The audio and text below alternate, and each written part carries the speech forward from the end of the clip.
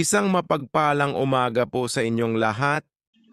Salamat po sa ating Panginoon sa magandang araw na ipinagkaloob niya sa atin, pati na sa mga biyayang ating tinanggap at mga natutunan sa kindergarten.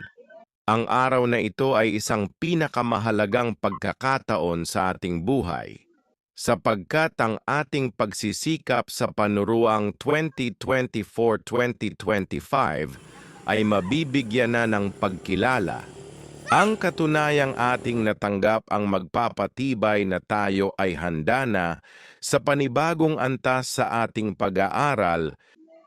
Sa aming mga magulang, salamat sa inyong presensya, sapagkat kayo mismo ang nais naming handugan ng aming tagumpay. Hiling namin ang patuloy ninyong pag-aaruga at pagmamahal sa amin. Huwag po kayong magsawang kami ay mahalin at unawain.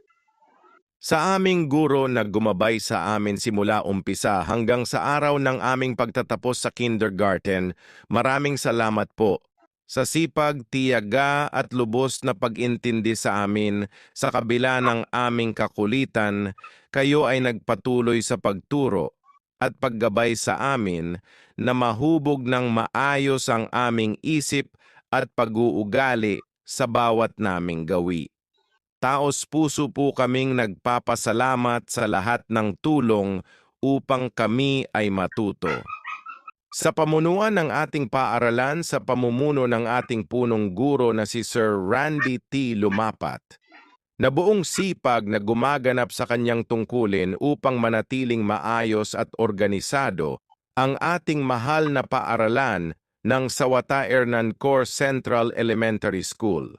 At sa aking mga kaklase, congratulations! Patuloy tayong magsikap kahit mahirap, sapagkat ito lamang ang tamang paraan upang masuklian sa ngayon ang pagmamahal sa atin ng ating mga magulang.